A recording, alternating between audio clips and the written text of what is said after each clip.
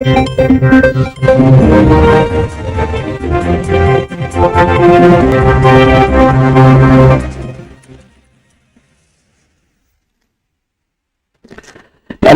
set to generate 422 billion naira in August 2022. FRS certifies donations to charity has tax deductible plus OPEC plus versus output target by 2.9 million barrels per day in July as oil prices rise after Saudi says OPEC could cut output. This is Business Express on the network service of the NTA, and we are reaching you from Abuja, the nation's capital. I am Musa Abubakar.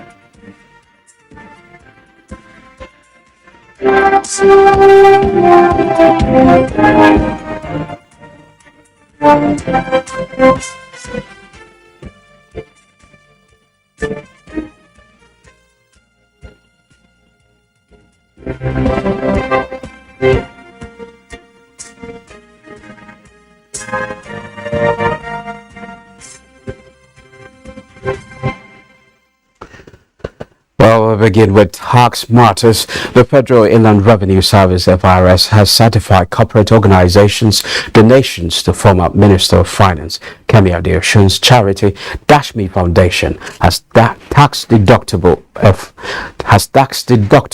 FRS has consequently issued a tax deductible donations certificate to Dashmi Foundation. Dashmi, a Lagos-based charity with operations in Nigeria, the United States, and the United Kingdom, was founded by former Finance Minister Kemi Adeosun in June 2021. The Companies Income Tax Act permits companies which make charitable donations to charities with tax-deductible donations certificates to donation relief. The donation relief provision is aimed at encouraging corporate bodies in Nigeria to channel their corporate social responsibilities donations to carefully vetted non-governmental bodies, associations, and institutions engaged in life-changing, socially relevant projects.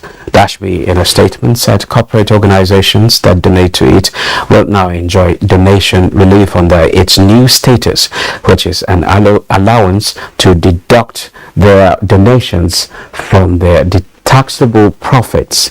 Reacting to the development, the former Finance Minister Adeosun noted that the issuance of the certificate by the country's foremost tax body is a recognition of the charity's strides in the past year and its commitment to changing the lives of vulnerable Nigerians. Now, Nigeria and India are setting new record using what they believe as genuine friendship for the two nations to realize opportunities in trade and investment for the mutual benefits of more than 1 billion people. Osman Ali reports that the development succeeded in the establishment of a business council in that regard. Nations are common aspiration for promoting growth and improving the welfare and material conditions of our people. Nigeria and India have a shared interest in successfully tackling the challenges facing the global economy. Our two great founding fathers, Prime Minister Jawaharlal Nehru and Sir Abubakar Tafawa Balewa, must be happy and proud that the legacies and the seed that we sowed have continued to grow and to blossom. And with the pandemic behind us, both countries must look to vigorously make up for opportunities lost during the last 2 years. The government has the highest number of terrorists in West Africa. We have introduced the pioneer status incentive, which gives the tax break to startup businesses across multiple sectors, including agriculture, e-commerce, transportation, and business process outsourcing. Figures from the Nigerian National Petroleum Company (NNPC) Limited showed that 6 international oil companies are expected to remit 442.37 billion naira in August 2022 as proceeds from the sale of domestic crude oil in May 2022. NNPC explained that the 422.37 billion naira was for 8.887 million barrels of oil for May 2022, domestic crude payable in August 2022, adding that the 6 companies were joint venture partners of the National Oil Company. It outlined the companies to include Chevron Nigeria Limited, Mobile Production Nigeria, and Nigerian Petroleum Development Company, the flagship upstream subsidiary of NNPC. Others include Total Exploration and Production Nigeria, First Exploration and Production, as well as Adax Petroleum. Meanwhile, oil prices edge up on Tuesday after Saudi Arabia warned that OPEC could cut output to correct a recent drop in oil futures. Brent crude futures rose 32 cents to $96.80 a barrel after a choppy session on Monday, when they dropped by more than $4 before pairing losses to trade near flat. U.S. West Texas Intermediate crude futures rose 37 cents to $90.73 a barrel. The benchmarks are down about 12% and 8% this month. Reports say the Organization of the Petroleum Exporting Countries, OPEC, stands ready to reduce production to correct the recent oil price fall, driven by poor futures market liquidity and macroeconomic fears, which has ignored extremely tight physical crude supply, OPEC's leader Saudi Arabia said on Monday.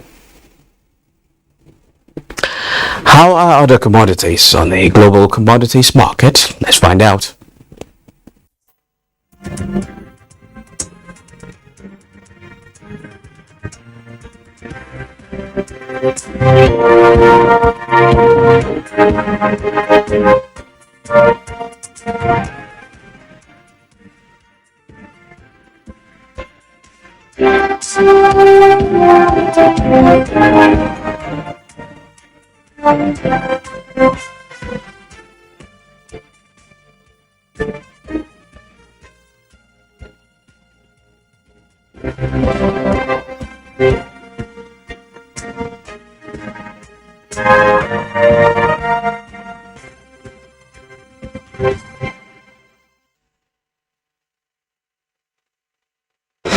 Okay.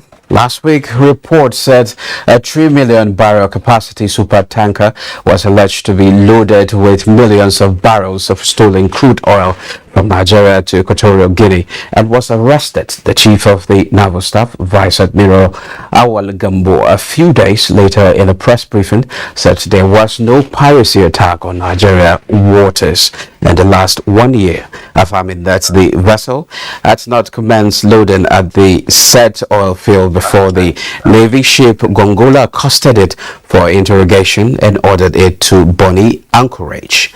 Meanwhile, the NNPC has revealed that Nigeria has lost $1.5 billion so far in 2022 because pipeline vandalism has escalated and the country is losing 95% of oil production to oil thieves at Bonny Terminal in Rivers State. Questions asked include what actually happened on Nigeria's waters? Do we have enough facilities to curb stolen crude oil? What can be done to avoid this illegal operation? These are some of the questions our guests will be providing answers to. He is Comrade Mulade Sharif, National Coordinator, Center for Peace and Environmental Justice. Thank you for joining us all the way from Warri.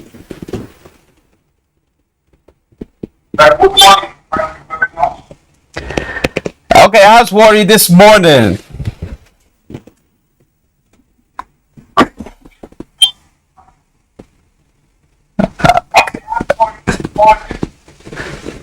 It's like the audio is somehow slow. Okay. Let's look at this issue. Although it is said not to be true, is it excusable to have a vessel as huge as the one that's gained entrance into the Nigerian waters?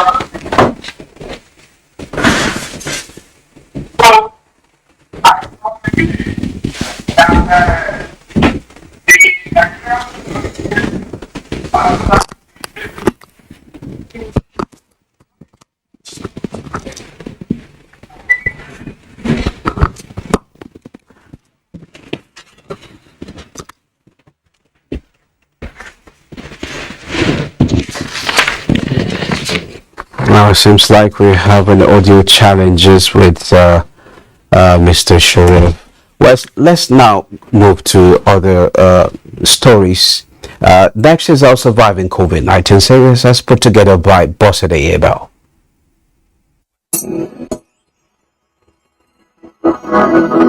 Surviving COVID-19 series is brought to you in partnership with the Central Bank of Nigeria.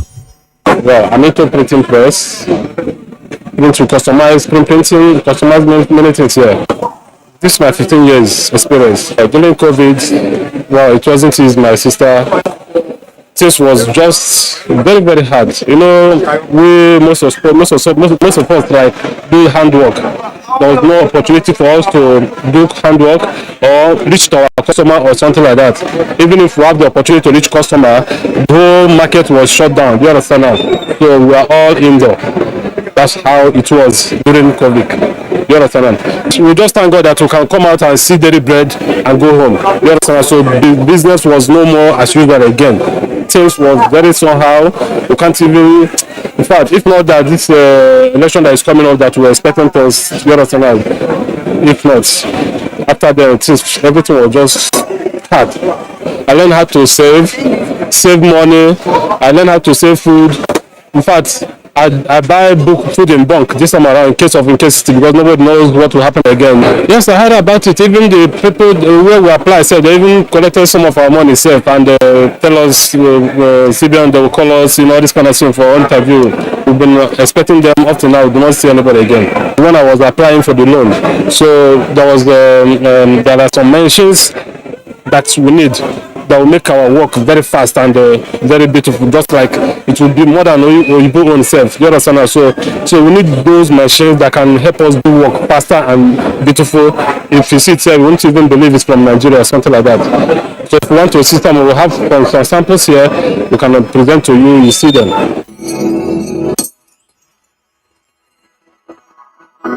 Surviving COVID-19 series is brought to you in partnership with the Central Bank of Nigeria. Well, we seem to have established connection with Molade Sharif. Molade, how is Worry this morning?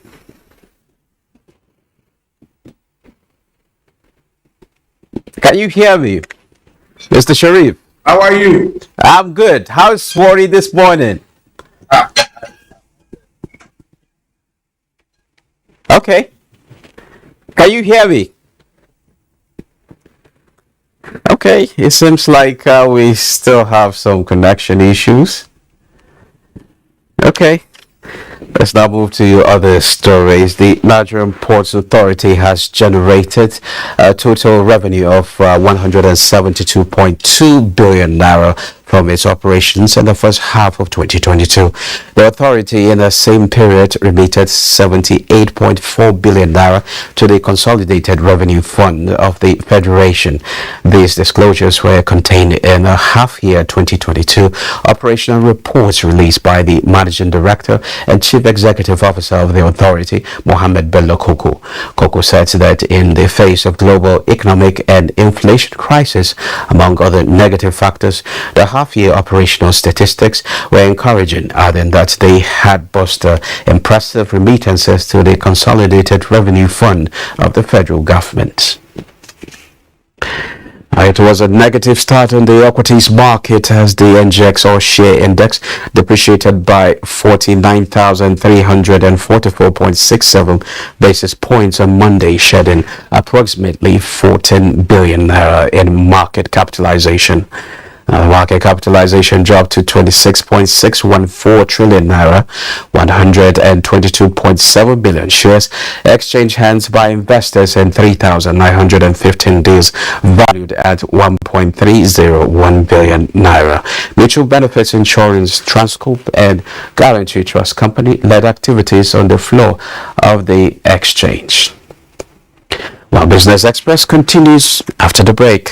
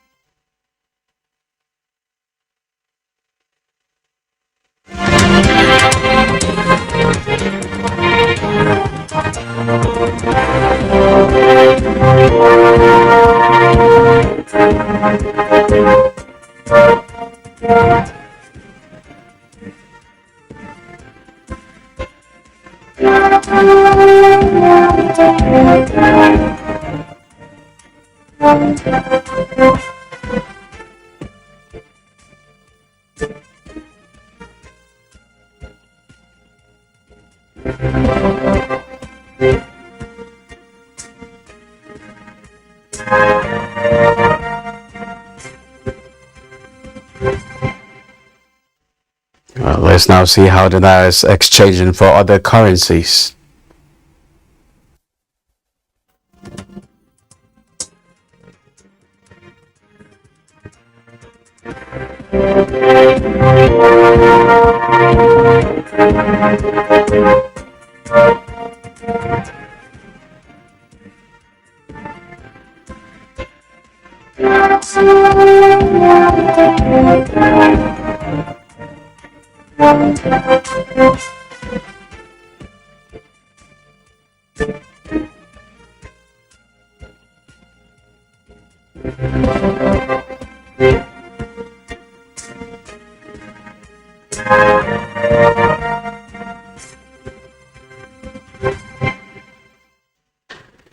Okay, seems like we've re-established connection with Mr. Molade Sharif. Mr. Molade Sharif, how is Worry this morning?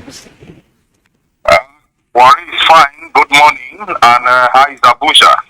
Abuja is good. Well, although it is said not to be true, is it excusable to have a vessel as huge as the one that gained entrance into the into Nigeria's waters unnoticed? Well, it is not possible because the Nigerian territorial water is protected, secured by the Nigerian security agents, especially the Navy. And it is their primary responsibility to protect the territorial water. So it will not be possible for a huge vessel to move into the territorial water without the knowledge of the Nigerian security agent. Okay. So can you paint a picture for us? What kind of losses accrued to the country through oil theft? Well, when we talk about the oil theft in the Niger Delta, it has to do with compromise without highly placed personalities or persons that are involved in illegal bunkering activities. Oil can never take place. There are different categories of oil theft or illegal bunkering. We have the international oil bunkering activities that is the national bunkering activities and the local bunkers. The local bunkers are the ones you see around the communities who are tools to enable the national bunkers succeed in carrying out their bunkering activities. And the national bunkers have the link with the international bunkers. And that is why you see that bunkering activities across the Niger Delta has become a lucrative business. And it is very difficult for anybody to stop, except the government. So, how much are we talking about? How much are we losing? How much is Nigeria losing?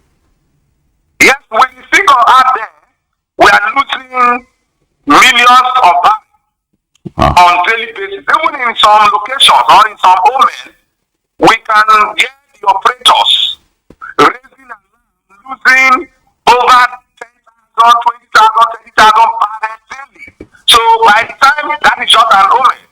So if you multiply that across the various homes we have in a month, you will agree with me that Nigeria is losing millions of barrels. Okay, I agree. NMPC Limited had earlier on launched an application platform to monitor crude oil theft in the country. What do you make of that? And could it be that the recent arrest is linked to the app? Well, it may be linked to the app, and that is also show that we are making progress. The NMPC is making progress because of the current leadership that is determined to end illegal bunkering in those areas. There are two concerns for those of us who are passion for the environment. Okay. As a country, as a nation, we are looking at the proceeds, the benefits from the crude oil to the national treasury. And some of us as local people from the host communities, we are concerned with the environment. And so our advocacy is to sensitize and educate even the locals that what we are doing or permitting or allowing people to carry out bunkering activities in your environment is destroying, bastardizing your ecosystem. So on that note, the people, the communities need to be more educated, need to be more sensitized so that they will be aware of the dangers. Okay, now before I let you go, members of the House of Representatives have demanded an immediate investigation into the vessel and the issue of oil theft in the country. What do you suggest? If the move is a good development, it's a welcome one. But if the act is sincere, because it is not enough to set up a committee to investigate. The motive of that committee should be open, should be transparent, should be known, so that it does not have internal motive. Okay. To see how they can also have their own share from this process. Because most times we have been able to see that whenever there are committees or whenever there are issues to nip oil theft activities, people jostle for to be member of the committee, people walk across, people reach out to the IOCs, people reach out to the various authorities, relevant authorities, to see how they can get their own share. But if this committee is serious, is sincere, is honest, I believe the committee will come out with a reasonable result that will help to save the Nigerian environment and end oil theft. Okay, thank you very much, Comrade Molade Sharif, National Coordinator, Center for Peace and Environmental Justice. Thank you. Thank you, I appreciate it. Now, this is where we end this episode of the program Business Express. We'll return tomorrow at 3 p.m. Don't forget you can access all previous episodes on YouTube. I am Musa Abubakar.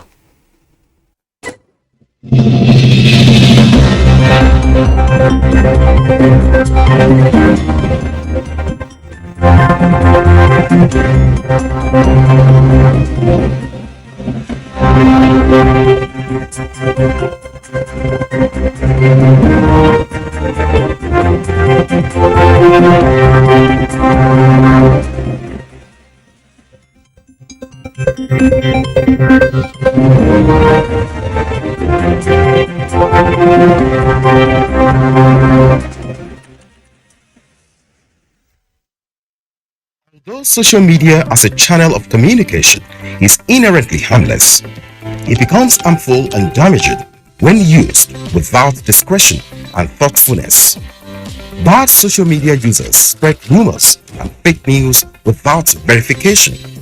But good social media users stop, reflect, and verify information before sharing it. Be a good social media user. Stop the spread of fake news. Verify the authenticity of your source and use social media responsibly for a better Nigeria. This message is brought to you by the Nigerian Television Authority, NTA, in collaboration with the National Orientation Agency.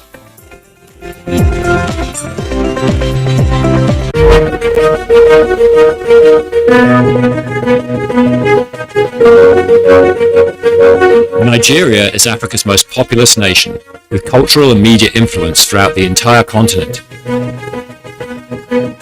But it's facing a conservation crisis.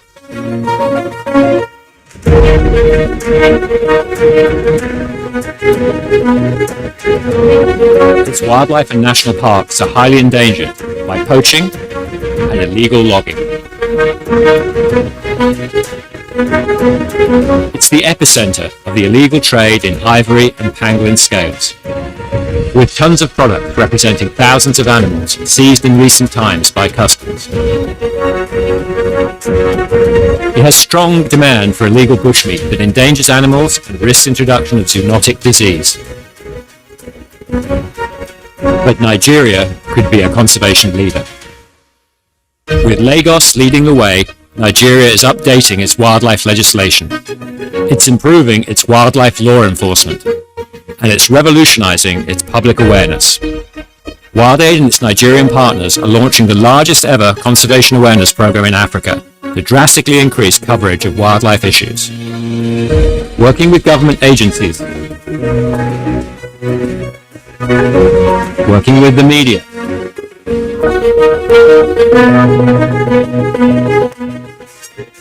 working with prominent Nigerian ambassadors.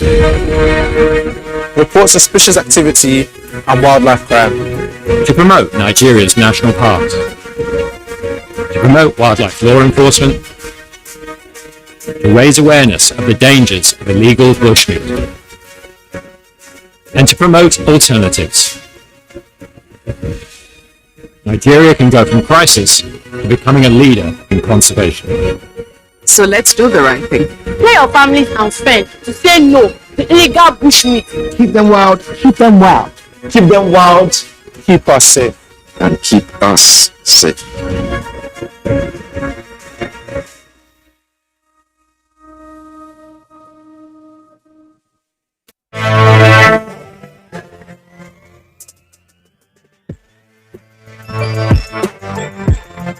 I'm actually a passionate baker. I don't rest until everything is done. When I entered university, anytime I'm broke, I'll make cupcakes and go and sell to the other students.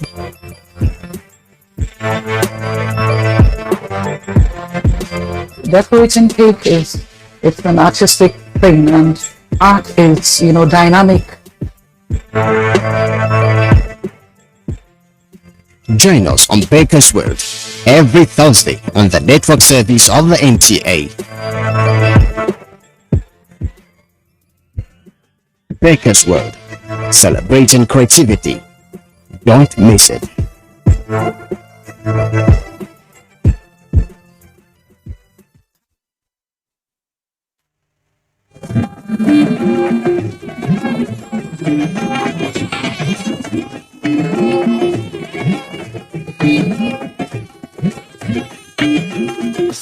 This is the network service of the NTA.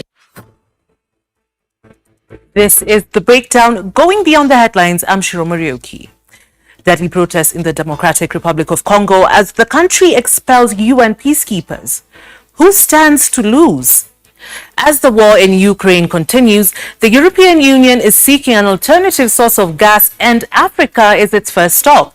How does the continent stand to benefit? A month after Russia's foreign minister visited Africa, the U.S. Secretary of State Antony Blinken also jetted into the continent. Are Western countries courting Africa, and what is their intention?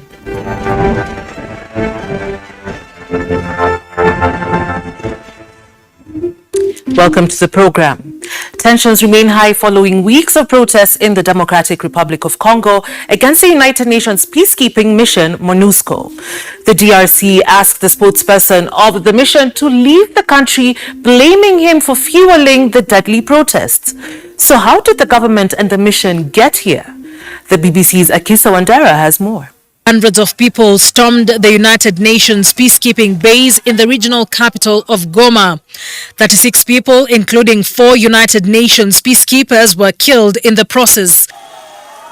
The violence quickly spread to other towns in the North Kivu region as demonstrators vandalized and set fire to the mission's buildings in several cities in eastern DRC. Civilians accused the mission, which has been active in DRC for more than 10 years, of failing to protect them from armed gang violence that has long plagued the region. As women, we've decided to stand for the truth. The truth is, for a long time we have suffered with no one to help us. MONUSCO was brought here to help bring peace, but until now, there's no difference.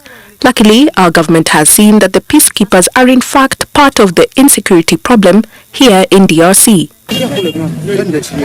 After more than a week of protests, President Felix Tshisekedi said his government would hold talks with the United Nations to withdraw the 13,500 peacekeepers stationed in eastern DRC.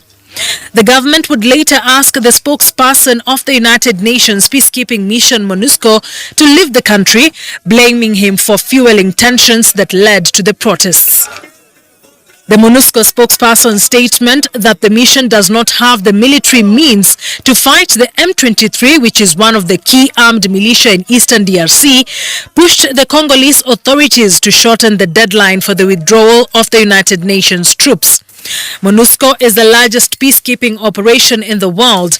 The mission was due to withdraw by 2024, according to a plan drawn up in 2021. For the past 2 decades, the DR Congo has been plagued by high levels of violence by more than 120 armed militia groups that have left more than 5.6 million internally displaced people, the second highest number after Syria. In 2010, MONUSCO replaced an earlier United Nations operations called MONUC, which was established to help bring peace and stability to the DRC. The resistance of UN peacekeeping missions in the DRC is not an isolated case. In July, Mali suspended rotations of UN peacekeeping missions in the country, citing national security as the reason. There are currently more than 50,000 UN troops deployed in Africa. What is their role and are they effective? Here's Samukabo Erunga. In mid-July, the Malian authorities suspended new rotations of UN peacekeeping missions in the country. They only cited national security as the reason, and in response, the UN initiated talks with the country. Mali has demanded that MINUSMA leaves the country by September 2022. Half of UN peacekeeping missions are in Africa, located in South Sudan, Western Sahara, Ethiopia, Central African Republic, Somalia, and other countries. The missions, authorized by the United Nations, operate under 3 principles. The first principle, main conflict parties must consent. Secondly, they must be impartial but not neutral. And thirdly, there must be no use of force except in self-defense. The peacekeepers' main activities include landmine removal, disarmament, protection and promotion of human rights, and orderly electoral assistance. Peace and conflict experts say the success of the peacekeeping mission is debatable. The peacekeepers have been accused of human rights violations in some areas. However, Ivory Coast, Sierra Leone and Liberia are some of the countries where the mission has been considered successful, with countries like DRC and Mali rejecting the peacekeepers. The biggest debate now is how these African countries can move away from the UN peacekeeping initiatives. We asked people from the Democratic Republic of Congo, and here is what they had to say about the UN Congo stalemate. MONUSCO has failed miserably in DRC, in our country. Congolese people doesn't want this mission. Our army can continue to secure our country because MONUSCO has failed. All Congo is in insecurity, in Beni, in Jugu, in Kalemi, no security. That's why we asked to this mission don't continue in our country and leave us. We can continue our security ourselves. MONUSCO is in Congo now is more than 20 years, and I think they didn't do the job very well, because they came for protecting people, civilian people in Congo, but this is not real, because people are still killed in Congo. Insecurity affects my life negatively. You know, for example, during the strike, I lost time. You know, I am a teacher at BTC, and I lost many days without teaching. Now, to understand these developments from the DRC and Mali, I'm now joined by security expert David Otto. Welcome to the show. Thank you, Ashira. Now, let's begin. What will be the implications of the UN